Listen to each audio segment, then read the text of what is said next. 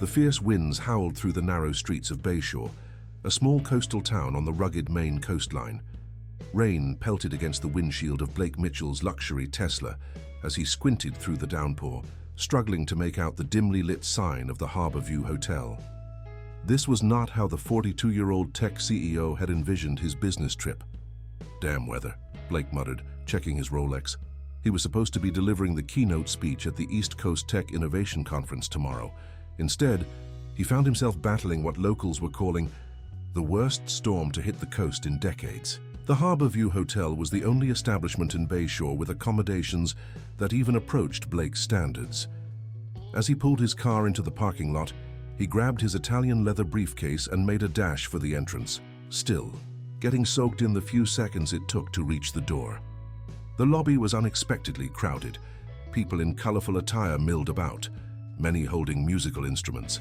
A banner overhead read, 43rd Annual Bayshore Folk and Sea Music Festival. "You've got to be kidding me," Blake whispered under his breath. As he approached the reception desk, where a frazzled-looking woman with a name tag reading Sarah Wilson, manager, was dealing with another guest. "I'm sorry, sir, but as I explained, the festival was scheduled months ago, and with the storm forcing everyone to stay put, we simply don't have any more rooms available," Sarah explained to the disgruntled man in front of Blake. Blake straightened, his still dripping designer suit, and cleared his throat loudly. The man at the counter gave him a frustrated look before walking away, and Blake stepped forward, placing his platinum credit card on the counter. "Blake Mitchell, I have a reservation for your best suite," he said confidently. Sarah checked. Her computer and her eyes widened slightly in recognition of the name. Blake was used to this reaction. His face had graced the covers of business magazines, and his company, NeuroSync Technologies, was valued at billions. "Mr. Mitchell, I'm so terribly sorry, but there seems to be a problem with your reservation," Sarah began, her voice tinged with genuine distress. "Your booking was confirmed for tomorrow night, not tonight. The system must have made an error." "That's impossible," Blake retorted, pulling out his phone to check his itinerary. To his dismay, she was right. His assistant had made the reservation for the wrong date. "Oh, well, give me another room then, I'll take anything." Sarah's expression grew even more uncomfortable. "That's just it, Mr. Mitchell. We're completely booked due to the festival, and now the storm has blocked all roads out of town. The festival goers who were supposed to leave today are stuck here. And we've even had to accommodate some locals whose homes are in flood risk areas." Blake's jaw tightened. "Look, I don't think you understand who I am. Money is not an issue. Name your price." "It's not about money, Mr. Mitchell. We physically don't have any unoccupied rooms," Sarah replied, standing her ground despite Blake's intimidating presence. Just then, a crash of thunder so loud it seemed to shake. The building caused the lights to flicker. Several people in the lobby gasped, and a child began to cry. "Wait," Sarah said suddenly, biting her lip as if considering something. "There is one possibility." Blake's expression brightened. "Well, we do have one room with a double bed. It already has an occupant, but it's the only room with an extra bed. It's not ideal." "Absolutely not," Blake cut her off, appalled. "I am not sharing a room with a stranger. That's out of the question." "I understand, but I'm afraid those are your only options tonight. Share the room or try to sleep in your car during this storm." As if to emphasize her point, the wind howled louder and rain lashed against the windows with renewed fury. "Who is this person?" Blake asked, his voice tight with anger. Sarah hesitated. "Her name is Eleanor Wright. She's a local woman who's fallen on hard times. We sometimes offer her shelter during bad weather." Sarah lowered her voice. "She's been living on the streets for a while, but she's harmless, I assure you. Very clean, very respectful." Blake stared at Sarah in disbelief. "You expect me, Blake Mitchell, to share a room with a homeless woman?" A few nearby guests turned to look at him disapprovingly. "Lower your voice, please," Sarah requested firmly. "Ms. Wright is a valued member of our community despite her circumstances. The alternative is for you to sleep in your car or try driving back in this weather, which I strongly advise against." Blake ran his hand through his dark hair, still damp from the rain. He looked outside at the raging storm then back at Sarah, who was waiting patiently for his decision. "Fine," he finally said, his voice cold. "But I want a significant discount, and I expect this room to be at least clean." "Of course, Mr. Mitchell, and I'll personally ensure that everything is satisfactory, given the circumstances." As Sarah processed his check-in, Blake texted his assistant, angrily about the mix-up. When he looked up, he saw a young employee approaching Sarah and whispering something in her ear. "Mr. Mitchell," Sarah addressed him again, "Harper here will show you to your room now. Ms. Wright has been informed of the situation." Blake grabbed his small overnight bag and followed the young employee up a creaking staircase. The hotel, though clearly the best in town, was nothing like the five-star establishments he was accustomed to. "Here we are, sir," Harper said, stopping at room 214. She knocked gently before using her keycard to open the door. The room was simple but clean, with two double beds separated by a nightstand. Sitting in a rocking chair by the window was an elderly woman with silver hair tied in a neat bun. She wore clean but obviously worn clothes, a simple blue sweater and grey pants. Her weathered face turned toward them as they entered, and Blake was immediately struck by her piercing blue eyes, bright and alert despite her apparent age. "Ms. Wright, this is Mr. Mitchell. He'll be sharing the room with you tonight due to the storm," Harper explained kindly. Eleanor nodded. "Welcome, Mr. Mitchell. I hope the arrangement isn't too uncomfortable for you." The soft dignity in her voice caught Blake off guard. He had expected someone more disheveled, perhaps even incoherent. This woman spoke with the clear diction of someone educated. "It's fine," Blake replied stiffly, though everything about the situation was far from fine in his estimation. As Harper left, Blake cautiously placed his bag on the unoccupied bed, keeping as much distance between himself and Eleanor as the room would allow. He noticed a faint scent of lavender in the air, emanating from a small bottle on Eleanor's nightstand, a stark contrast to the subtle mustiness of her clothes. "The storm is quite something, isn't it?"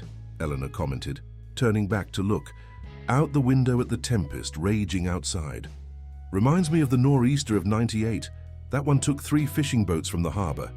Blake made a non-committal sound as he unpacked his laptop, keeping his wallet and phone close. He had no intention of engaging in small talk with this woman, whom he viewed as an unfortunate obstacle in his already disrupted plans. Little did Blake know that this night, spent in a small room with a stranger during a raging storm, would be the beginning of a journey that would completely transform his understanding of success, wealth, and happiness. The tempest outside was nothing compared to the storm of change that was about to sweep through his perfectly ordered life. Blake awoke with a start, momentarily disoriented by the unfamiliar surroundings. Sunlight streamed through the window, where the storm had raged just hours before. He had slept poorly, drifting in and out of consciousness while clutching his valuables close to his chest. As reality came into focus, he remembered his predicament, the storm, the hotel, and his unusual roommate. Looking over to Eleanor's bed, he found it empty and neatly made. Her few possessions were arranged tidily on the nightstand, including the small lavender bottle that had perfumed the room overnight. Blake checked his watch, 7:15 a.m. He had slept later than usual, a disruption to his meticulously scheduled life that irked him almost as much as the sharing arrangement. After a quick shower, Blake dressed in his second and last clean suit. He needed to make some calls before the conference, assuming it was still happening after the storm. Deciding to head downstairs for coffee and to inquire about road conditions, he packed his laptop and essential belongings. There was no way he was leaving anything valuable unattended in a room that a stranger could access. The lobby was busy with festival attendees and locals discussing the storm's aftermath. Blake spotted Sarah at the reception desk and made his way over. "Good morning, Mr. Mitchell," she greeted him. "I hope you managed to get some rest despite the circumstances." "Barely," Blake replied curtly. "What's the status on the roads? I need to get to Portland for my conference." Sarah's expression turned apologetic. "I'm afraid I have more bad news. The storm caused significant flooding on the coastal highway. It's completely blocked about 5 miles north of town. They're saying it will take at least 24 hours to clear." "Blake." closed his eyes momentarily, reining in his frustration. "And my conference?" "I took the liberty of calling the venue for you. The conference has been postponed until further notice. Many of the speakers couldn't make it in." A mixture of irritation and relief washed over Blake. At least he wouldn't miss his keynote speech, but now he was stuck in this small town with no immediate purpose. "Is there somewhere I can get decent coffee and breakfast?" he asked, resigning himself to his fate. "The hotel restaurant is serving breakfast until 10, Sarah replied, then added, "Ms. Wright is already there. She requested a table by the window." Blake had no intention of joining Eleanor for breakfast, but as he entered the restaurant, he found it packed with festival goers. The only available seat appeared to be at Eleanor's table. She caught his eye and gestured to the empty chair across from her. With a reluctant sigh, Blake approached her table. "May I?" he asked formally. "Please," Eleanor responded with a gentle smile. As Blake sat down, a waitress promptly appeared with coffee. While he studied the menu, he couldn't help noticing that Eleanor had a worn notebook open beside her plate, covered in neat handwriting and complex diagrams that looked surprisingly like algorithm flows, something he wouldn't have expected from someone in her circumstances. Quantum computing? Blake found himself asking, his curiosity momentarily overriding his desire to maintain distance. Eleanor looked up, a flash of surprise crossing her features before she smiled. "You have a good eye, Mr. Mitchell. Yes, just some thoughts on quantum entanglement and its potential applications in predictive modeling." Blake nearly choked on his coffee. "You're familiar with quantum computing theory?" "I should hope so," Eleanor replied with a hint of amusement. "I taught advanced theoretical physics and philosophy of science at MIT for almost 3 decades. The revelation left Blake speechless. This woman, whom he had dismissed as just another unfortunate homeless person, was claiming to be a former MIT professor. His skepticism must have shown on his face. "You don't believe me," Eleanor stated matter-of-factly, without a trace of offense. "It's unexpected," Blake admitted, choosing his words carefully. Eleanor nodded understandingly. "Life takes unexpected turns, Mr. Mitchell. 10 years ago, I wouldn't have believed my current circumstances either." She took a sip of her tea before continuing. "By the way, I recognized your name. NeuroSync's work on neural interfaces is quite groundbreaking. Your latest paper on synapse-mimicking algorithms was particularly impressive." Now Blake was truly astonished. Not only was she familiar with his company, but she had read his most recent academic publication, one that had only been published in specialized journals. "How did you—" "The local library has excellent journal subscriptions," Eleanor explained, "and the librarian, Maggie, is kind enough to print articles of interest for me." Their conversation was interrupted by the arrival of Blake's breakfast, a perfectly acceptable but unremarkable omelette. As he ate, he found himself engaging with Eleanor in a discussion about the future of technology that was more stimulating than most conversations he had with his executive team. "The problem with current AI development," Eleanor was saying, "is that we're still approaching it from a fundamentally human-centric perspective. We're trying to recreate human intelligence rather than recognizing that machine intelligence could and should take entirely different forms." Blake leaned forward, intrigued despite himself.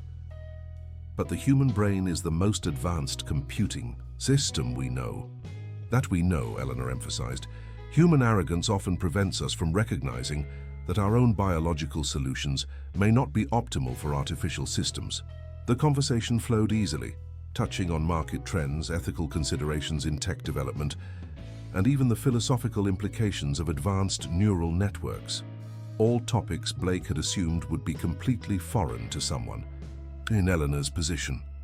As their breakfast plates were cleared away, Blake found himself reluctant to end the conversation.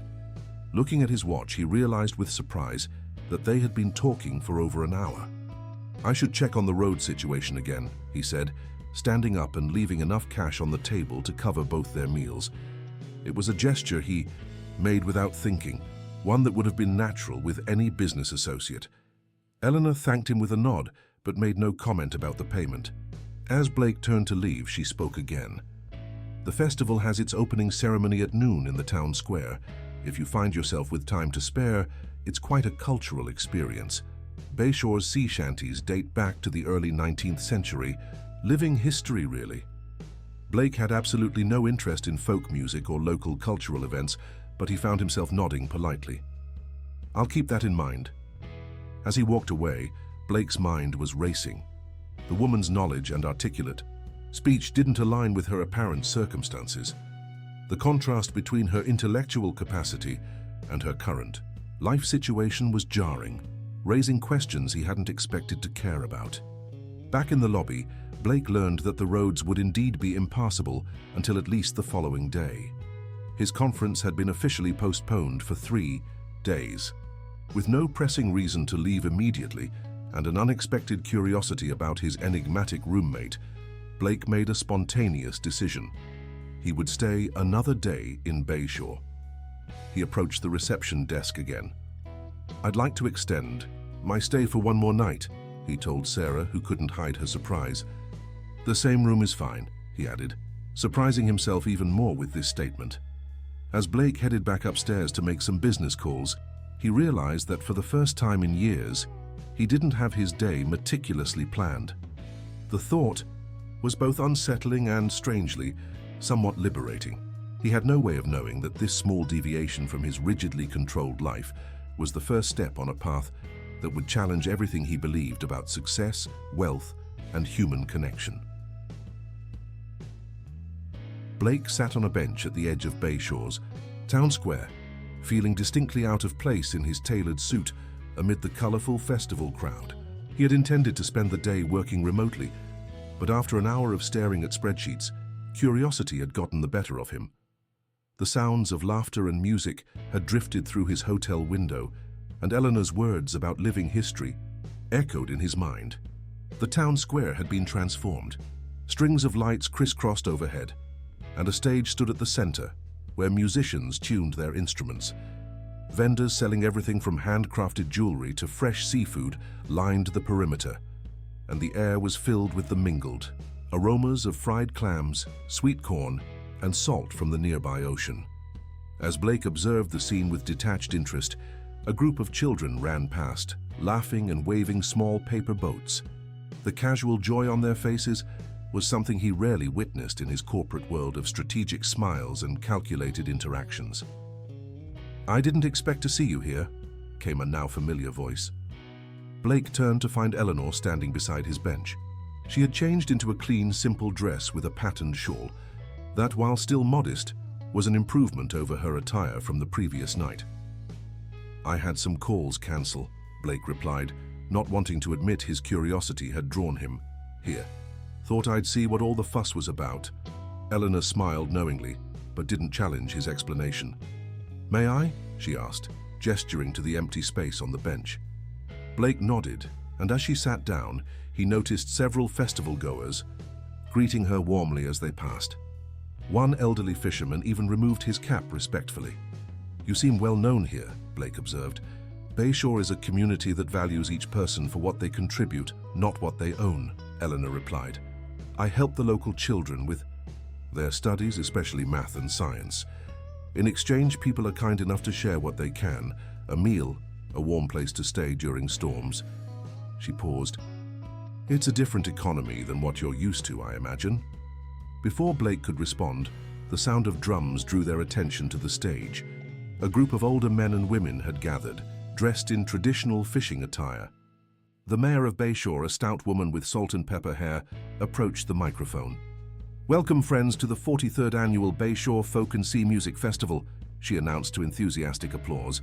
"As tradition dictates, we begin with the songs that have sustained our community through generations, the working songs of those who have braved the sea to provide for their families and build our town." The group on stage began a haunting melody, accompanied by hand drums and a fiddle. The crowd joined in on the chorus, their voices blending in harmony that spoke of shared heritage and communal identity. "That's the Widow's Lament," Eleanor explained quietly to Blake. "It dates back to the 1850s, when Bayshore lost 17 men in a single storm. The song helped the community process their grief together, rather than in isolation. As Blake listened, he found himself unexpectedly moved by the raw emotion in the voices. In his world, vulnerability was considered weakness, yet here it was being celebrated as a connection point. The performance continued with various traditional songs, some cheerful working tunes that sailors would sing to coordinate their efforts, others mournful ballads about the hardships of coastal life. Blake was surprised to see Eleanor singing along to most of them, her voice blending perfectly with the locals. Between songs, the master of ceremonies shared stories of Bayshore's history, tales of resilience, community support, and the interdependence necessary for survival in a place where nature's fury could strike at any moment. "Our next performer needs no introduction," the announcer said with a smile. "Eleanor Wright has been gracing our festival with her knowledge and voice for many years. Eleanor, would you honor us?" Blake turned to Eleanor in surprise as applause erupted from the crowd. With a modest smile, she rose and made her way to the stage. Taking the microphone, she began to sing without accompaniment, a clear, strong voice that belied her age and circumstances. The song was about a lighthouse keeper who saved a ship's crew during a terrible storm, sacrificing his own life in the process. As her voice soared over the hushed crowd, Blake felt an unexpected tightness in his chest. There was something in her performance that reached past his carefully constructed barriers, a sincerity that was becoming increasingly rare in his world of corporate doublespeak and strategic positioning. When Eleanor finished, the crowd erupted in appreciative applause. She made her way back to the bench, acknowledging the praise with small nods. "You're full of surprises," Blake commented as she sat down. "Life is more interesting that way, don't you think?" she replied with a slight smile. As the afternoon progressed, Blake found himself being introduced to various community members: the local doctor, the school principal, fishermen, artisans, and shopkeepers. Each treated Eleanor with respect that bordered on reverence, and, by extension, they welcomed Blake warmly despite his obvious outsider status. The sun began to set, casting a golden glow over the festivities. Food was shared communally, with Blake finding himself handed a plate of fresh seafood stew by a weathered fisherman's wife who insisted he needed some meat on those corporate bones. "Try it," Eleanor encouraged when she saw him hesitating. "Mabel Lewis has won the Coastal Cooking Championship for 8 years running." Blake took a tentative bite and was surprised by the explosion of flavors, a perfect balance of fresh seafood, herbs, and spices that put the five-star restaurants he frequented to shame. "This is incredible," he admitted, taking another spoonful. "The best food comes from love, not prestige," Eleanor remarked. "Mabel cooks with the fish her husband caught that morning, vegetables from her garden, and recipes passed down through 5 generations." As darkness fell, lanterns were lit throughout the square, creating a magical atmosphere. The music shifted to more contemporary folk songs, and people began to dance in pairs and groups. Blake watched, an observer rather than a participant, as Eleanor was led into a traditional dance by one of the elderly fishermen. "Your friend is quite a woman," said a voice beside him. Blake turned to see Sarah, the hotel manager, now dressed in casual clothes and holding a cup of mulled cider. "She's not my friend," Blake clarified automatically. "We're just sharing a room due to circumstances." Sarah gave him a knowing look. "Everyone in Bayshore is a friend of Eleanor's, whether they know it yet or not." She paused. "Did you know she turned down a 6-figure settlement offer from Eastern Atlantic University? They wanted to quietly resolve the wrongful termination suit." "What?" Blake's interest was piqued despite himself. Sarah nodded. "The university forced her out after she publicly criticized their partnership with a major tech corporation, one that was funding research she believed was ethically questionable. She could have taken the money, but she refused to sign the non-disclosure agreement that came with it. Said the truth was more important than comfort." Blake fell silent, digesting this information. In his world, NDAs were standard practice, and choosing principles over profit was often viewed as naive at best, stupid at worst. As the evening wore on, Blake found himself reluctantly drawn into conversations with locals who were curious about the outside world. Unlike the networking events he usually attended, these interactions weren't transactional. No one was trying to get anything from him beyond his thoughts and experiences. Just before midnight, a hush fell over the gathering, as an elderly woman approached the stage leaning on a carved wooden cane. She must have been in her 90s, her face a map of wrinkles, but her eyes were bright and alert. "That's Martha Callahan," Eleanor explained, returning to Blake's side. "She's the keeper of the oldest songs, the ones that haven't been written down. This is a special honor. She doesn't sing publicly very often anymore." Martha's voice, though thin with age, carried clearly across the now silent square as she sang a melody unlike any Blake had heard before. It felt ancient, with modal shifts that didn't follow conventional Western harmony. "This is a song from before written records in Bayshore," Eleanor whispered. "It's been passed orally for perhaps 300 years, with roots in both Native American and early European settler traditions." Blake watched the faces of the crowd as they listened in reverence, many with closed eyes or hands over hearts. It struck him that these people were connected to something he had never experienced, a sense of continuity and belonging that transcended individual success or achievement. When Martha finished, there was no applause, only a collective exhalation, as if the entire town had been holding its breath. Then, softly at first but growing stronger, the crowd began to hum the melody back to her, a living echo that symbolized the song's continued journey through time. As the festival began to wind down, Blake and Eleanor walked back toward the hotel in companionable silence. The streets were quiet except for the distant sound of waves and the occasional laughter of festival-goers making their way home. "Thank you for coming today," Eleanor said as they reached the hotel entrance. "It means more than you might realize. For outsiders to witness these traditions, it helps them survive." Blake nodded, unsure how to express the complex emotions the day had stirred in him.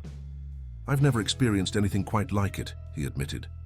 As they entered their shared room, Blake noticed that his perspective had shifted subtly.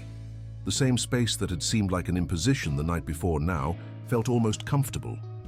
The scent of lavender from Eleanor's small bottle was no longer an intrusion, but a familiar anchor. That night, as he prepared for bed, Blake didn't clutch his valuables close. Instead, he found himself reflecting on Sarah's words about Eleanor's choice to prioritize truth over financial security, a concept so foreign to his value system that he couldn't quite grasp it. Yet something about it nagged at him, like a mathematical equation that refused to balance. Just before he drifted off to sleep, Blake realized that for the first time in years, he hadn't checked his company's stock price before bed. More surprisingly, he didn't feel anxious about this oversight. Instead, the haunting melody of Martha's ancient song played in his mind, carrying him into a deeper sleep than he had experienced in months. 3 weeks had passed since the storm that had stranded Blake in Bayshore. What had begun as an unwelcome disruption had evolved into something unexpected, a sabbatical of sorts from his relentlessly scheduled life. The tech conference in Portland had eventually taken place, with Blake delivering his keynote speech to enthusiastic applause, but instead of returning to Seattle afterward as planned, he had found himself driving back to the small coastal town that had begun to occupy his thoughts. Blake had rented a modest waterfront cottage, a far cry from his sleek penthouse apartment. The cottage's rustic charm, with its weathered shingles and creaking floorboards, would have repelled him just a month ago. Now, he found himself appreciating its simplicity and the constant symphony of waves against the rocky shore. This morning, like most mornings lately, Blake sat on the porch with a cup of coffee, watching fishing boats leave the harbor in the early light. His laptop remained closed beside him, a small victory in his gradual detachment from constant connectivity.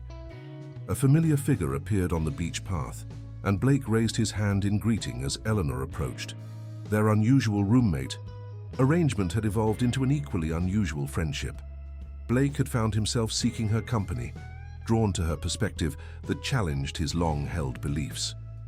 "Good morning," Eleanor called as she climbed the steps to his porch. She carried a canvas bag filled with books. "Beautiful day for our meeting, isn't it?" The meeting she referred to was Blake's nascent project, a community education center that had begun as a casual suggestion and was rapidly taking shape as a real possibility. "Perfect," Blake agreed, pouring her a cup of coffee from the thermos. "I've been reviewing the property options. The old cannery building has potential, high ceilings, natural light, and it's centrally located. Eleanor nodded thoughtfully. It has good energy. The building has served the community for generations, first as a workplace, then as a gathering space during hard times. Over the past 2 weeks, Blake had learned more about Eleanor's remarkable life. After losing her position at MIT due to her ethical stance against a corporate research partnership, coincidentally with one of NeuroSync's major competitors, a series of personal hardships had followed. Her husband's sudden illness and the astronomical medical bills had depleted their savings. After his passing, a lengthy legal battle over intellectual property rights had left her emotionally and financially exhausted. Rather than rebuild her conventional life, Eleanor had made a conscious choice to step away from material pursuits altogether. She had traveled for a while, living simply, before settling in Bayshore 2 years ago, drawn by its strong community and connection to nature. "I've spoken with my financial team," Blake said, pulling out a folder. "We can establish the center as a non-profit with an endowment structure that ensures long-term sustainability." He handed her some papers. "These are the preliminary projections." Eleanor accepted the documents, but didn't immediately look at them. Instead, she fixed Blake with a penetrating gaze. "Why are you doing this, Blake? Really?" The question caught him off guard. In the corporate world, motives were rarely questioned. So directly, they were assumed to revolve around profit, power, or competitive advantage. Blake paused, searching for an honest answer. "I'm not entirely sure," he admitted. "Part of me says it's an interesting experiment in community-based education. Another part recognizes the PR value for NeuroSync." He looked out at the ocean. "But there's something else. Something I can't quite articulate yet." Eleanor nodded, seemingly satisfied with his uncertain response. "That's a more honest answer than a certain one would have been." She finally opened the folder, studying the financial projections with a critical eye. "These numbers assume significant corporate donations. Are you sure other businesses will support an educational model that explicitly challenges extractive capitalism?" Blake smiled at her directness. "That's why the endowment is structured to survive without them if necessary. I'm prepared to fund the majority personally." Eleanor raised an eyebrow. "That's a significant commitment from someone who was ready to bribe his way to a private room just 3 weeks ago." Blake laughed, surprised at how easily he could now find humor in his former self's behavior. "People change, or so I'm told." "They do," Eleanor agreed. "But usually not this quickly without a catalyst. What's yours, Blake?" Again, her directness challenged him. Blake considered the question, rolling his coffee cup between his palms. "I've achieved everything I was supposed to want," he finally said. "Built a billion-dollar company, earned industry recognition, acquired all the status symbols of success.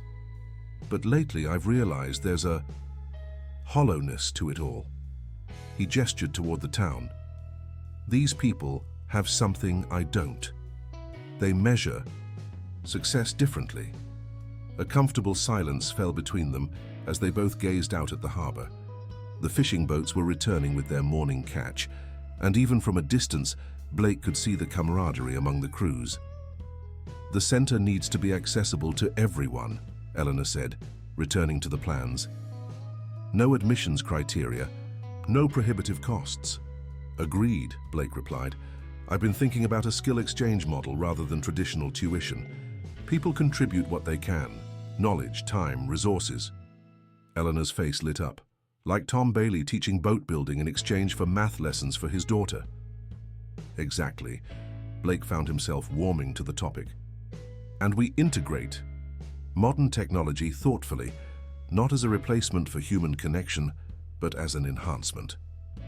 Their planning session continued through the morning, with ideas flowing freely between them.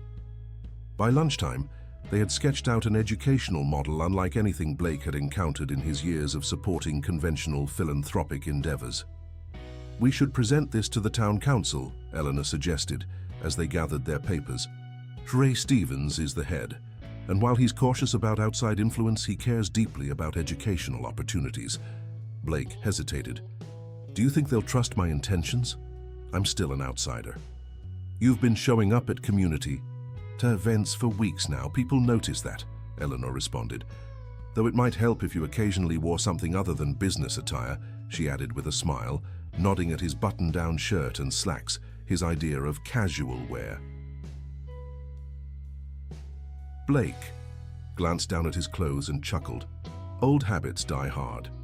As they walked into town together, Blake was struck by how much his daily routine had changed.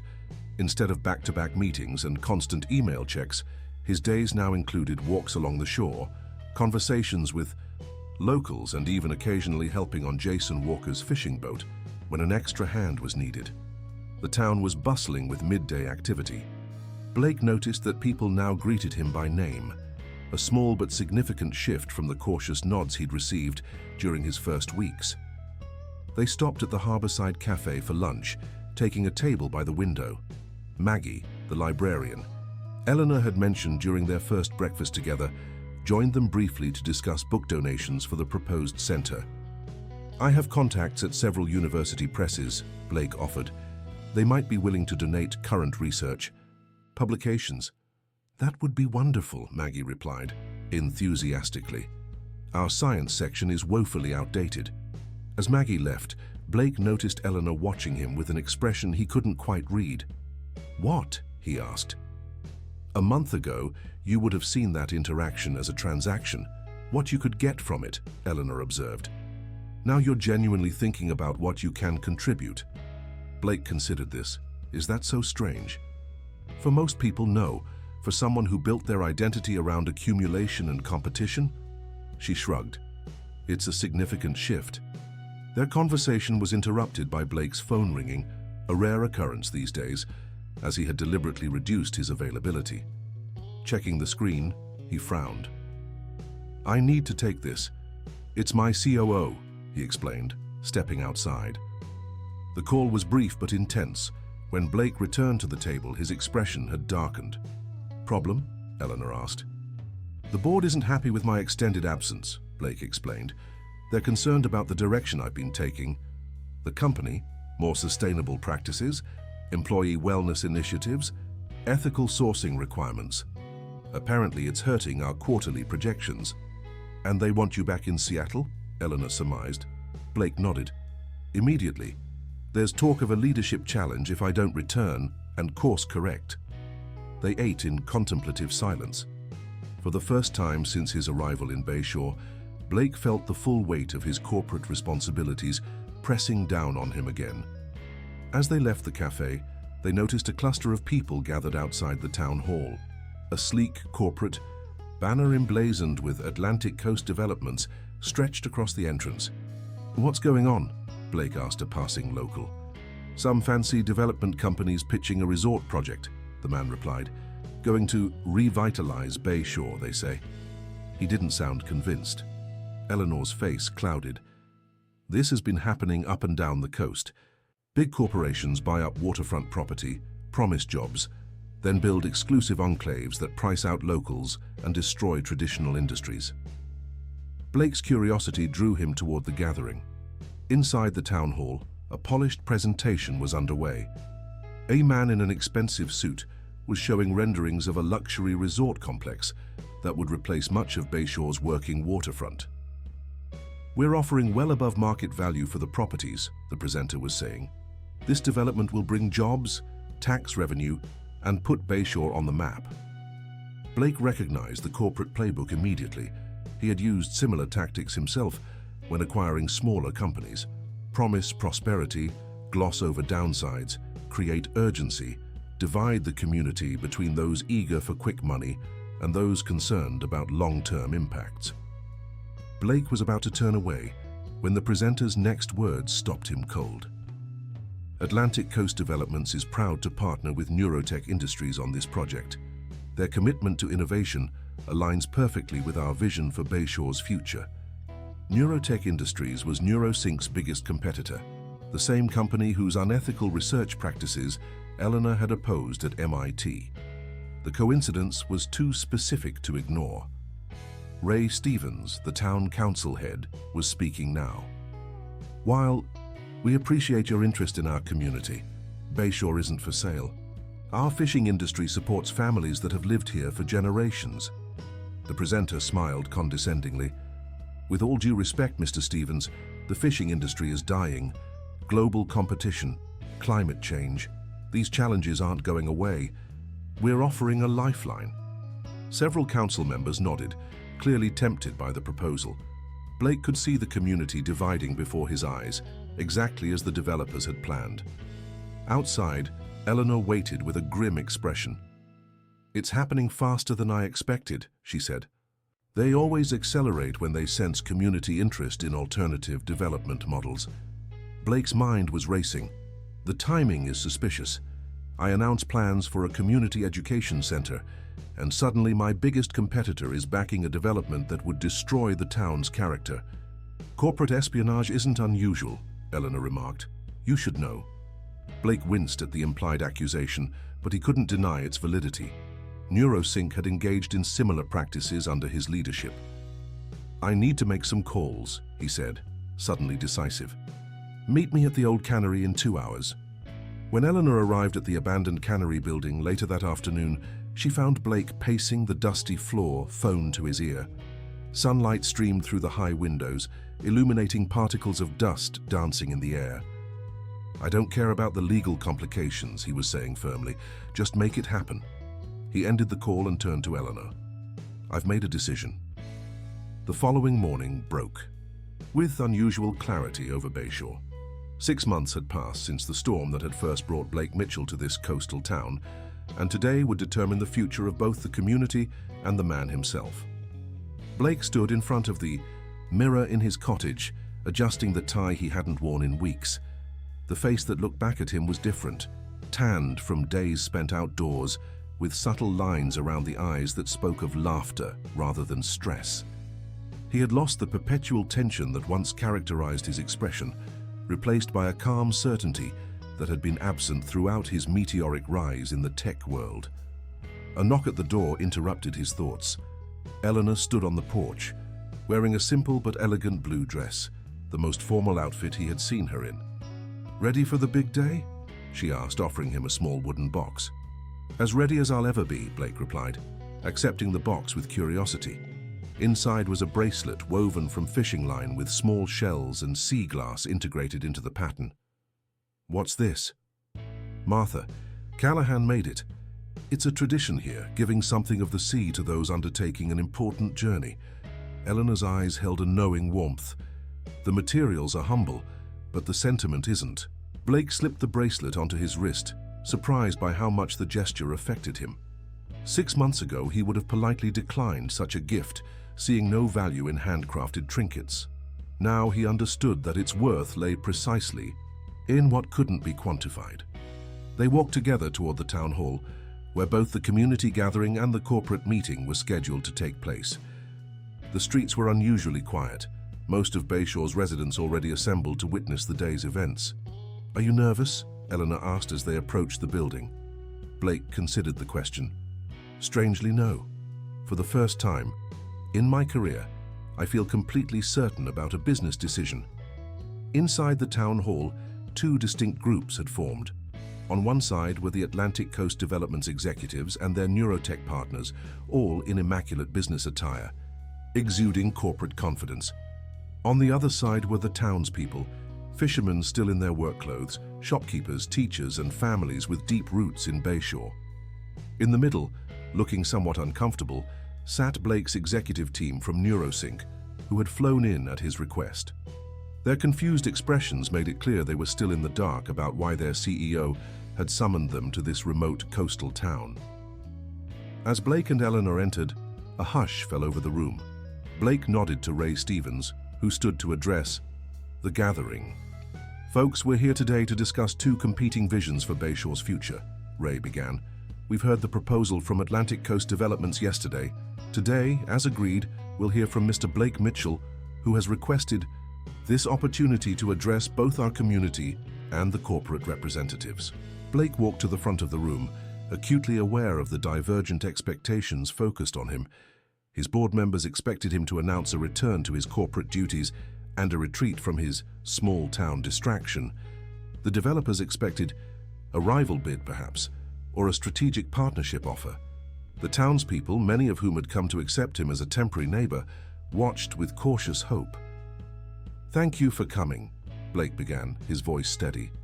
"6 months ago, I arrived in Bayshore during a storm, frustrated by what I saw as an inconvenience to my carefully planned life. I was forced to share a hotel room with a stranger." He glanced at Eleanor with a smile. "What I didn't know then was that this inconvenience would become the most valuable redirection of my life." Blake gestured to the executive team from NeuroSync. "For those who don't know, I built NeuroSync Technologies from a startup in my garage to a billion-dollar company. By conventional metrics, I was extraordinarily successful. I had wealth, power, recognition." He paused. "What I didn't have was what I've witnessed in Bayshore every day: genuine connection, purpose beyond profit, and a sense of enough." The NeuroSync executives shifted uncomfortably as Blake continued. "Yesterday, Atlantic Coast Developments presented their vision. For Bayshore, luxury condominiums, an exclusive marina, high-end retail. They promised jobs and tax revenue. What they didn't mention was the environmental impact of their proposed construction, the inevitable pricing out of local families, and the destruction of the fishing industry that has sustained this community for generations." The lead developer from Atlantic Coast stood up. "With all due respect, Mr. Mitchell, our proposal includes environmental mitigation measures and community benefits. We're offering progress, not destruction." Blake nodded. "I understand your position because, until recently, I would have made the same argument. But I've learned that what you call progress often means benefiting the few at the expense of the many." He turned to the NeuroSync board members. "Which brings me to why I asked you all to come today." Blake took a deep breath. "Effective immediately, I am stepping down as CEO of NeuroSync Technologies." A collective gasp rippled through the room, followed by urgent whispers among his executive team. "Furthermore," Blake continued over the growing murmurs, "I am liquidating my majority ownership in the company, with the proceeds being divided. Half will establish the Bayshore Community Trust, which will purchase the old cannery building and surrounding waterfront properties to prevent their acquisition by development corporations." The lead developer's face reddened with anger, but Blake pressed on.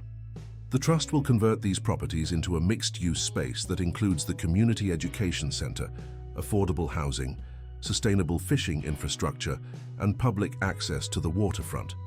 The other half of the proceeds will establish an employee ownership program at NeuroSync, transforming it into a benefit corporation with legally binding commitments to environmental stewardship and ethical business practices." Blake's COO stood up incredulous. "Blake, you can't be serious. This is corporate suicide. The shareholders will revolt. The board won't approve this." "Actually, they will," Blake replied calmly. "As majority shareholder, I've already initiated the legal processes. The paperwork was filed yesterday, and the transformation begins today. You'll find the details in these folders." He gestured to a stack of documents on a side table. The room erupted in chaos, executives conferring urgently, developers arguing heatedly, townspeople exchanging shocked glances. Through it all, Blake remained calm, his eyes meeting Eleanor's, across the room. She nodded slightly, a gesture of quiet approval. When the noise subsided somewhat, Blake continued. "I've come to understand that true wealth isn't measured in dollars or market capitalization. It's measured in how we impact the lives around us, in the health of our communities and environment, in the purpose that drives our actions." He turned to address the neurotech representatives directly. "Your company once forced out a brilliant professor because she challenged your ethical practices. That professor," he gestured toward Eleanor, "taught me more in 6 months about meaningful success than I learned in 2 decades of business leadership." A stunned silence fell over the room as Eleanor rose and walked to stand beside Blake. "What Mr. Mitchell is proposing," she said, her voice clear and confident, "is not charity or naive idealism. It's a sustainable model that balances economic viability with social responsibility and environmental stewardship. The education center will not only preserve local knowledge, but integrate it with technological innovation to create solutions tailored to coastal communities facing climate change and economic pressures." The head of the town council, Ray Stevens, who had been watching the proceedings with careful neutrality, finally spoke. "This is an unprecedented proposal, Mr. Mitchell. Why would someone in your position make such a dramatic change? What do you gain from this?" It was the question Blake had been waiting for, the same question he had been asking himself for months. 6 months ago, I measured gain in stock prices and market share, Blake answered. Today, I measure it differently. He looked around the room, taking in the faces of people who had gone from strangers to neighbors. I gain a life aligned with my values rather than my ambitions. I gain the knowledge that my work benefits many rather than enriches few. Most importantly, he glanced at Eleanor, I gain the wisdom that comes from choosing connection over acquisition. Blake then revealed the final piece of his plan. Eleanor Wright has agreed to serve as the executive director of the Bayshore Center for Community Innovation, bringing her expertise in both advanced theoretical science and philosophical ethics to guide its development. I will serve as a regular board member, with no special authority beyond my contribution as a community participant. Eleanor stepped forward. This center won't just be about preserving Bayshore's way of life, though that's important. It will be about evolving that way of life to meet future challenges while maintaining the core values of community interdependence, respect for natural systems, and human-scale economics. As the meeting adjourned, people broke into small groups, some excited, others concerned, many simply processing the unexpected developments. Blake found himself approached by a steady stream of well-wishers, skeptics, and the simply curious. One of his board members cornered him by the refreshment table. "You've lost your mind, Blake. All that meditation and sea air has rotted your business sense. You're throwing away everything you built." Blake smiled, surprisingly unbothered by the criticism. "On the contrary, James, I'm finally building something that will last beyond quarterly reports." Later that evening, as the sun set over the harbor, Blake and Eleanor sat on the rocks near his cottage, watching the fishing boats return. "You surprised me today," Eleanor admitted. "I knew you were planning something significant, but I didn't expect you to dismantle your entire corporate identity in one stroke." "Was it too dramatic?" Blake asked with a hint of his old confidence. Eleanor laughed. "Perhaps a bit theatrical, but effective. The question is, are you ready for what comes next? Not being CEO means losing a lot of the power and influence you're accustomed to wielding." Blake watched as a fisherman's child ran to meet her father at the dock, squealing with delight as he swung her into the air. "I've been thinking about what you told me that first night in the hotel," Blake said, "about how possessions eventually possess us. You chose to walk away from conventional success because you saw how it was narrowing rather than expanding your life." He turned to face her. "I'm not claiming to have your wisdom or courage, but I understand now what you meant." Eleanor's eyes reflected the golden light of the setting sun. "And what about your lavender bottle? Have you begun to fill it with your own memories?" Blake reached into his pocket and pulled out the small bottle she had given him months ago. "It's not quite full yet," he said, "but it's getting there." As darkness fell over Bayshore, lights began to appear in windows along the shore, warm beacons of home and connection. In the small coastal town that had reluctantly sheltered a stranded executive during a storm, a new chapter was beginning, for both the community and the man who had found more than shelter within it.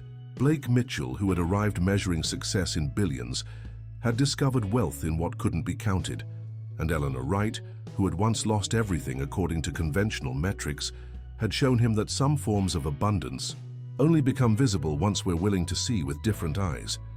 The story of the tech CEO and the professor who lived on the streets wasn't a fairy tale with a magical ending. It was simply the beginning of a more authentic journey for both, and for the community that had brought them together on a stormy night when all the hotel rooms were full except one.